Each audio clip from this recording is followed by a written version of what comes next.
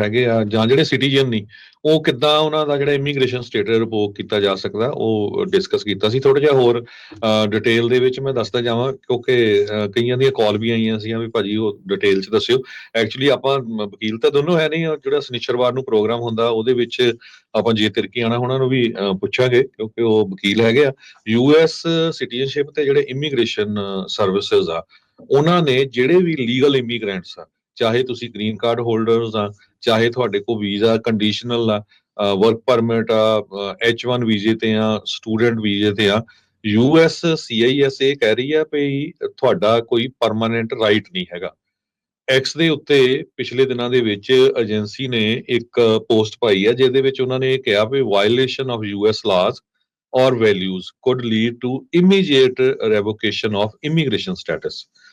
ਕਹਿੰਦੇ ਭਈ ਇੱਕ ਨਵਾਂ ਪ੍ਰੋਗਰਾਮ ਸ਼ੁਰੂ ਕੀਤਾ ਗਿਆ ਹੈ USCIS ਵੱਲੋਂ, ਕੈਚ ਐਂਡ ਰਿਵੋਕ ਪਾਲਿਸੀ।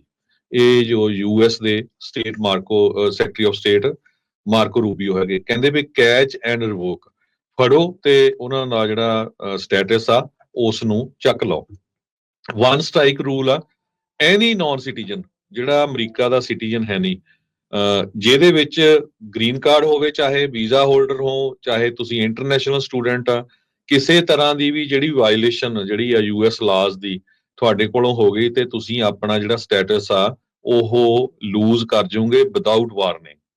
ਕਹਿੰਦੇ ਵੀ ਵਨ ਸਟ੍ਰਾਈਕ ਪਾਲਿਸੀ ਆ, there is now a one strike policy, catch and revoke. ਇਹ ਮਾਰਕੋ ਰੂਬੀਓ ਹੁਣੀ ਜਿਹੜੇ ਸੈਕਟਰੀ ਆਫ ਸਟੇਟ ਕਹਿ ਰਹੇ ਹੈਗੇ ਆ। ਕਹਿੰਦੇ ਵੀ ਜਦੋਂ ਵੀ ਗਵਰਨਮੈਂਟ ਨਾਨ US ਸਿਟੀਜ਼ਨ ਨੂੰ ਲਾ ਤੋੜਨ ਦੇ ਸੰਬੰਧ ਦੇ ਵਿੱਚ ਕੈਚ ਕਰੂਗੀ ਤੇ ਅਸੀਂ ਉਹਨਾਂ ਦਾ ਜਿਹੜਾ ਸਟੇਟਸ ਆ ਉਹ ਰਿਵੋਕ ਕਰ ਦਾਂਗੇ। ਕਹਿੰਦੇ ਭਈ the era of abusing our nation's generosity is over.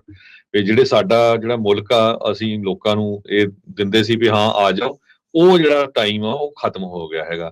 ਸੋ ਇਹ ਪਾਲਿਸੀ ਜਿਹੜੀ ਆ ਬੜੀ ਸਟ੍ਰਿਕਟਲੀ ਜਿਹੜੀ ਆ ਇਹ ਇਨਫੋਰਸ ਕਰ ਰਹੇ ਆ। ਡਿਊ ਪ੍ਰੋਸੈਸ ਨੂੰ ਲੈ ਕੇ ਕਾਫੀ ਜ਼ਿਆਦਾ ਲੋਕਾਂ ਦੇ ਕੰਸਰਨ ਹੈਗੇ ਆ, ਤੇ USCIS ਨੇ ਇਹ ਕਿਹਾ ਵੀ ਰਿਸੀਵਿੰਗ ਏ ਵੀਜ਼ਾ ਔਰ green card is a privilege.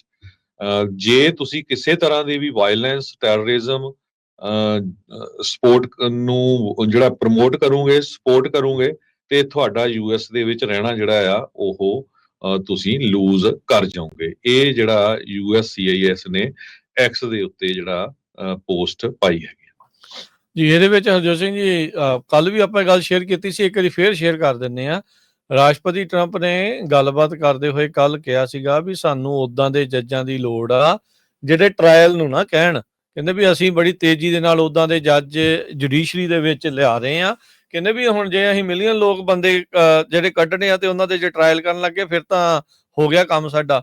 ਪਰ ਅਮਰੀਕਾ ਦੇ ਵਿੱਚ right to a fair trial ਦਾ ਜਿਹੜਾ ਸੰਵਿਧਾਨ ਦੀ ਵਿੱਚ ਜਿਹੜੀ ਮੱਦ ਹੈਗੀ ਆ, ਤੇ ਰਾਸ਼ਟਰਪਤੀ ਟਰੰਪ ਉਸੇ ਨੂੰ ਚੱਕ ਦੇਣਾ ਚਾਹੁੰਦੇ ਆ।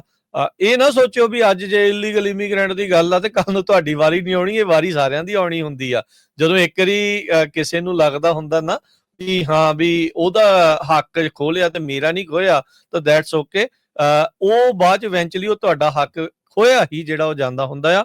ਹੱਕ ਖੋਣ ਦੀ ਆਦਤ ਜਿਹਨੂੰ ਜਿਹੜੀ ਉਹ ਪੈ ਜਾਵੇ ਤਾਂ ਫਿਰ ਉਹ ਅੱਗੇ ਹੱਕ ਇੱਕ ਤੇ ਨਹੀਂ, ਉਹ ਕਈਆਂ ਦੇ ਉੱਤੇ ਜਾ ਕੇ ਜਿਹੜੇ ਉਹ ਰੁਕਦੇ ਹੁੰਦੇ। ਉਹ ਵੱਖਰੀ ਗੱਲ ਆ ਵੀ ਅਜੇ ਹਾਲ ਦੀ ਘੜੀ ਆਪਾਂ ਦੇਖ ਰਹੇ ਹਾਂ ਵੀ ਅਦਾਲਤਾਂ ਦੇ ਦੁਆਰਾ ਟਰੰਪ ਹੋਣਾ ਦੇ ਬਹੁਤ ਸਾਰੇ ਉਹਨਾਂ ਦੀਆਂ ਜਿਹੜੀਆਂ ਕੋਸ਼ਿਸ਼ਾਂ ਆ ਉਹਨਾਂ ਉੱਤੇ ਜਿਹੜੀ ਉਹ ਰੋਕ ਲਾ ਰਹੇ। ਇਸੇ ਕਰਕੇ ਉਹਨਾਂ ਦਾ ਜੁਡੀਸ਼ਰੀ ਨਾਲ ਵੀ ਜਿਹੜਾ ਪੇਚਾ ਪੈ ਰਿਹਾ, ਇੱਥੋਂ ਤੱਕ ਕਿ ਉਹਨਾਂ ਨੇ ਸੁਪਰੀਮ ਕੋਰਟ ਦੇ ਜਸਟਿਸਿਸ ਤੱਕ ਨੂੰ ਵੀ ਕਿਹਾ ਸੀਗਾ ਵੀ ਤੁਸੀਂ ਇਹਦੇ ਵਿੱਚ ਨਾ ਆਓ। ਸੁਪਰੀਮ ਕੋਰਟ ਦੇ ਜਸਟਿਸ ਹੁਣ ਦੇ ਕਹਿਣ ਤੋਂ ਬਾਵਜੂਦ ਵੀ ਤੁਸੀਂ ਦੇਖ ਲਓ ਹਰਜੋਤ ਸਿੰਘ ਜੀ, ਗਾਰਸੀਆ ਅਜੇ ਤੱਕ ਵਾਪਸ ਨਹੀਂ ਆਇਆ, ਉਹ ਅਜੇ ਵੀ ਉੱਥੇ ਹੀ ਆ। ਉਸੇ ਤਰੀਕੇ ਦੇ ਨਾਲ ਆ ਟਰੰਪ ਹੁਣਾਂ ਨੇ ਆਪਣੀ ਇੰਟਰਵਿਊ ਦੇ ਵਿੱਚ ਉਸ ਦੇ ਬਾਬਤ ਜਿਹੜੀ ਤਸਵੀਰ ਸੀਗੀ ਉਹ ਵੀ ਜਿਹੜੀ ਕਹਿੰਦੇ ਵੀ ਅਲੈਜਡਲੀ ਕਿਹਾ ਜਾ ਰਿਹਾ ਵੀ ਜਿਹੜਾ MS-13 ਆ ਉਹ ਬਾਅਦ ਦੇ ਵਿੱਚ ਉੱਤੇ ਜਿਹੜਾ ਉਹ ਲਾਇਆ ਗਿਆ ਆ ਵੀ ਫੋਟੋਸ਼ਾਪ ਇੱਕ ਹਿਸਾਬ ਦੇ ਨਾਲ ਕੀਤੀ ਹੋਈ ਉਹ ਤਸਵੀਰ ਆ। ਉਸੇ ਨੂੰ ਹੀ ਜਿਹੜਾ ਉਹ ਕਿਹਾ ਪ੍ਰਮਾਣਿਤ ਜਿਹੜਾ ਕਰਨ ਦੀ ਕੋਸ਼ਿਸ਼ ਕੀਤੀ ਵੀ ਨਹੀਂ ਤੁਸੀਂ ਇਸ ਨੂੰ ਜਿਹੜਾ ਉਹ ਮੰਨੋ ਹੀ ਮੰਨੋ। ਸੋ ਟਰੰਪ ਹੁਣੀ